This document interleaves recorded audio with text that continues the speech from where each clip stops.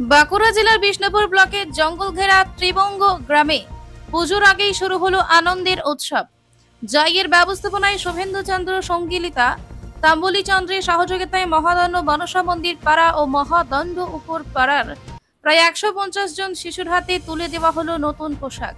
অনুষ্ঠানে উপস্থিত ছিলেন বেলশুলিয়া গ্রাম পঞ্চায়েতের প্রধান বিষ্ণুপ্রিয়া পৌলিক, আরণ্যক রিসর্টের ম্যানেজার, সংগঠনের প্রধান পরিচালিকা ও সদ্য সচিব কাজী রুনা লায়লা বেগম, টিম মেম্বার জাফর মন্ডল, মুজিবুর কাজী এবং আরো অনেকে। এছাড়া কিয়ান গুপ্তের জন্মদিন উপলক্ষে আয়োজিত হয় বিশেষ মধ্যাহ্ন ভোজন। ভাত, শাকভাজা, মাংস, আলুর ঝোল আর আমরা চাটনির সুস্বাদু মেনুতে 72 জন শিশু বয়স্ক মানুষকে খাওয়ানো হয়।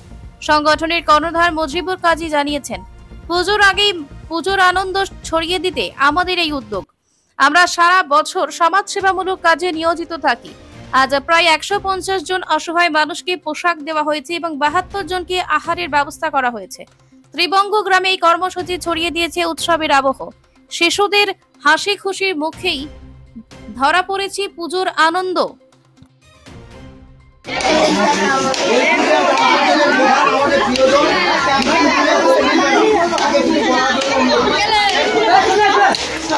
নমস্কার, আমরা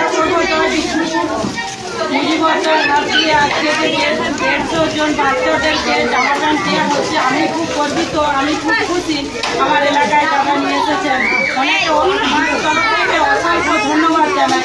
যে দিদিভাইরা এসেছেন, দাদাভাইরা এসেছেন, আমি হয়তো নাম জানি না, কিন্তু ওই দিদিভাই দাদাভাইদেরকে আমার তরফ থেকে অসংখ্য ধন্যবাদ। গ্রামবাসীদের কাছ থেকে আমার তরফ থেকে ওনাদেরকে অসংখ্য ধন্যবাদ। আমি খুবই খুশি। এগুলি আমার বক্তব্য।